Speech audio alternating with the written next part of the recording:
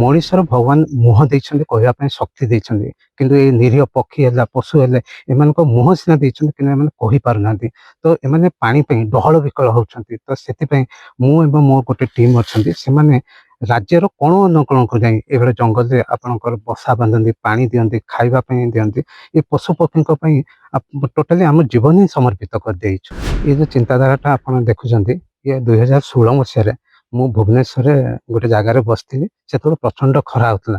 ହଠାତ୍ ଗୋଟେ ଦେଖିଲି ମୋ ଉପରେ ଗୋଟେ ଗଛରୁ ଗୋଟେ ଚଢ଼େଇଟେ ତଳକୁ ଖସି ପଡ଼ିଲା।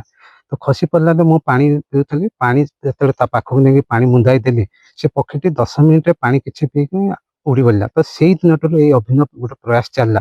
ମୁଁ ଏବଂ ମୋର ହିଷ୍ଟ ଟ୍ରଷ୍ଟ ପକ୍ଷରୁ 2016 ମସିହାରୁ ଆଜିବ 2026 ହେଲାନି, ପ୍ରତ୍ୟେକ ଖରା ଯେଉଁ ଚାଲିଛି, ଆପଣ ଖରାର 4 ମାସଟେ ଚାଲିଛି, ସେଥିରେ ଆମେ ଦେବଗଡ଼ ନୁହେଁ, ଦେବଗଡ଼ରେ ଖାଲି ଆମେ ସୀମିତ ନୁହେଁ, ଆମେ ରାଜ୍ୟର କୋଣ ଅନୁକୋଣର ଜଙ୍ଗଲକୁ ଯାଇକି ଏବେ ଆପଣ ଦେଖିବା କଥା ହାଣ୍ଡି ବାନ୍ଧୁଛୁ, ବସା ବାନ୍ଧୁଛୁ, ତାଙ୍କୁ ଖାଦ୍ୟ ଦେଉଛୁ। ଆପଣ ଜାଣିଥିବେ ମଣିଷର ଭଗବାନ ମୁହଁ ଦେଇଛନ୍ତି, କହିବା ପାଇଁ ଶକ୍ତି ଦେଇଛନ୍ତି, କିନ୍ତୁ ଏଇ ନିରୀହ ପକ୍ଷୀ ହେଲା, ପଶୁ ହେଲେ, ଏମାନଙ୍କ ମୁହଁ ସିନା ଦେଇଛନ୍ତି କିନ୍ତୁ ଏମାନେ କହିପାରୁନାହାନ୍ତି।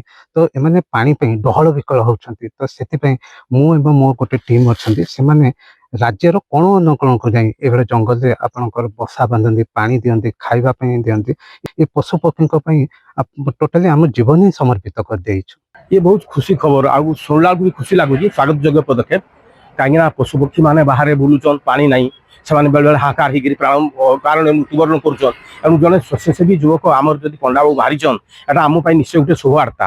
आज समस्ते जदि ये भावना सर्वे भवंतु सुखिन जदि समस्ते आज ये भावधारा आगे रखे समाज समस्त आम दायित्व अच्छी समस्त प्रति सब प्राणीभूत प्रति सर्वभूत हिते रखा समस्त प्रति आम दायित्व अच्छी समस्ते बुझे यहाँ निश्चय समाज आगे श्रृंखलित हम आगू बुझे। अर्णव कुमार पंडा आम देवगढ़ पर एक नियारा प्रयास प्रत्येक समय से करि आसिचंती।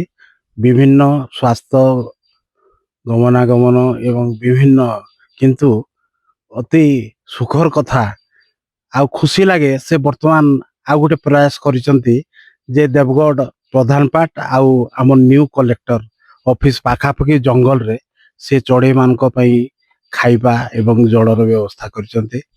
अति सुंदर कथा। तेणु यही प्रयास आगामी दिन रे अन्य युव बंधु मानक मु अनुरोध करी सहयोग करेंगे। आमे मध्य सहित अच्छू।